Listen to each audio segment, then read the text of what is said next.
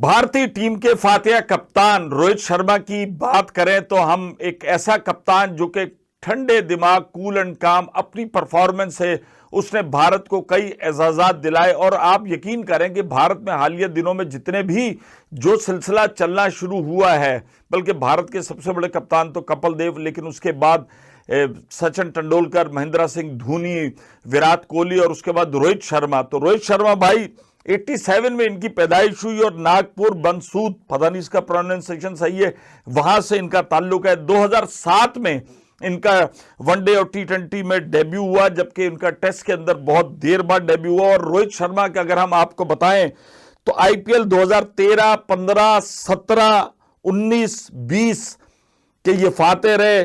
Champions trophy 2025 में इन्होंने अभी जीती है, T20 2024 में जीता, एशिया कप 2018, 2023 और नदास ट्रॉफी थी 2018 में जीती, और T20 चैंपियंस लीग जिसमें कि पाकिस्तान भी खेले थे वो 2013 में, ये उसके भी फातेह थे।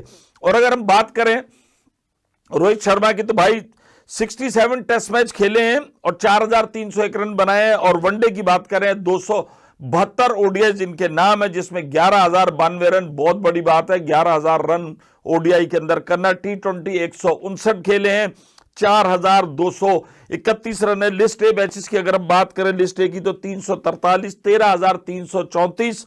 और भाई आज आप देख लें कि जिस तरीके से रोहित शर्मा ने 76 run champions trophy, ICC champions trophy के फाइनल बनाए, कूल एंड काम।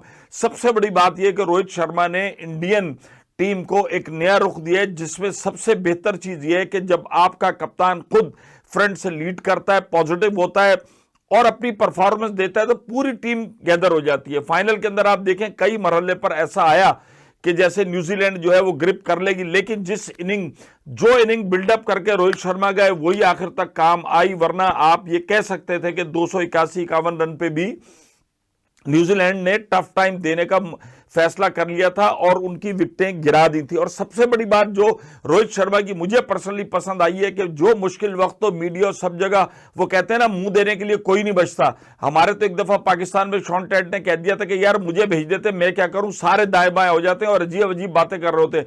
लेकिन रोहित शर्मा टीम हार रही हो तब भी मीडिया के अंदर मौजूद होते हैं, तमाम सवालों के जवाब देने के लिए, जीत रही हो तब भी मौजूद होते हैं, हर वक्त अपनी टीम को बैक करते हैं। तो कप्तान वही होता है जो फ्रंट से लीड करे, जिसकी अपनी इनिंग्स ऐसी हो। और वो कई दफा कह चुके हैं कि मैं अब सेंचुरी से बाहर आ चुका हूं। आप ये देखें 15-20 रन भी वो करते हैं तो जो उन्होंने एक टेम्परामेंट अपना सेट किया हुआ है कि शुरू के जो पावर प्ले है उसके अंदर उन्होंने रन्स के ढेर लगाने। तो इंडिया रोहित शर्मा की कप्तानी में चूंकि ओपनर आते हैं, हम अक्सर देख रहे हैं कि 10 ओवर में 70-75 रन करके वो प्रेशराइज कर देते हैं। अब यकीनन सवाल बड़े उठ रहे हैं कि इनकी परफॉर्मेंस नहीं थी, ये नहीं था, वो था, सब कुछ कहा गया। लेकिन आप ये देखें, हम बार बार कह रहे थे कि ये इतने बड़े खिलाड़ी, इवन बाबर आजम को भी हम ये कहते हैं कि इनकी परफॉर्मेंस और इनकी फिटनेस जो है वो खुद है, इनकी फॉर्म जाएगी तो खुद आएगी, बस इनको कूल एंड काम रहना है।